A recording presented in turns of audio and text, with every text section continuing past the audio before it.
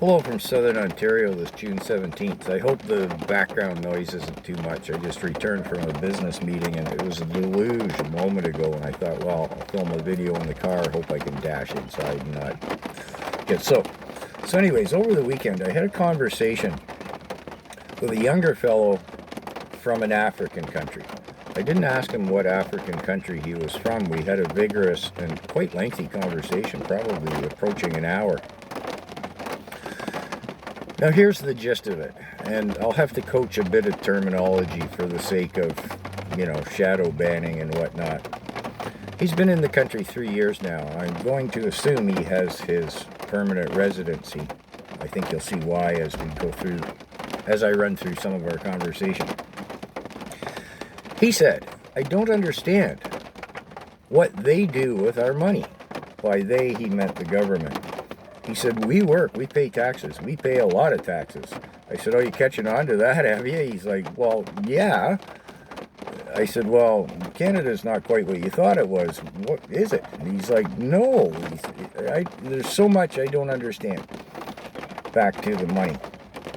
He said, they give away our money all over the place. I said, you don't just mean the Ukrainian laundromat. He goes, no, millions here, everywhere. Just goes our tax money, but it doesn't stay here to help us. They don't seem to want to help us at all. I said, well, I'm not arguing with you. Carry on.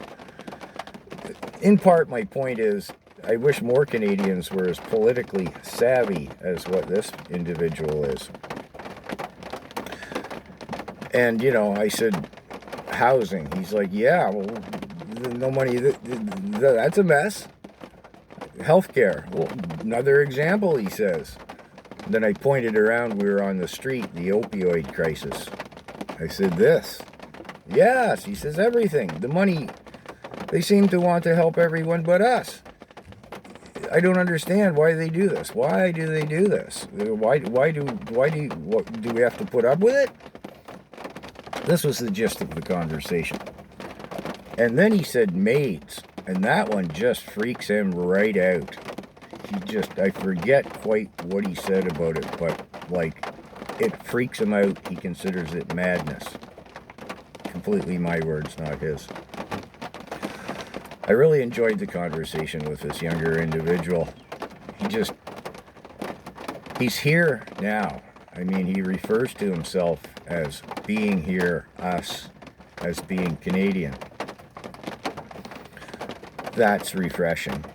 And he did mention as well in this conversation, he says, too many people of one kind. He says, too many people.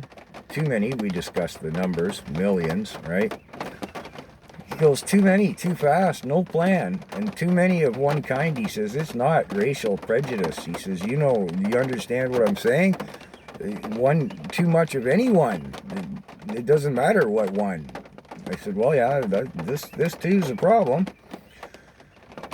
This is so much I don't understand why they do the things they do. None of this is working well, and it's going to get worse. It all is going to get worse. They're not trying even to make anything better. And in summation, he said, it seems like they want us to work and to be taxed, and then to, I have to be careful with my terminology, just cease to exist. And I said, well, yeah. And you know why? He's like, yeah, because they can just bring in more. They tax us and then dispose of us, and then they just bring in more. The cycle goes on. Am I wrong?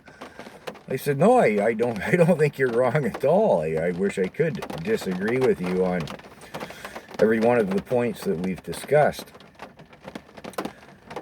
It's refreshing to see someone who's awake and aware.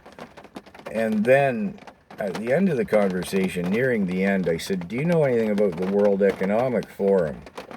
He was like, oh, a little. And so then I explained the membership of our government in the WEF. And he understands enough about the WEF. At each turn, he was just more and more appalled. He's like, the deputy prime minister, that woman, she is on the board of trustees, no less. Yeah, no less.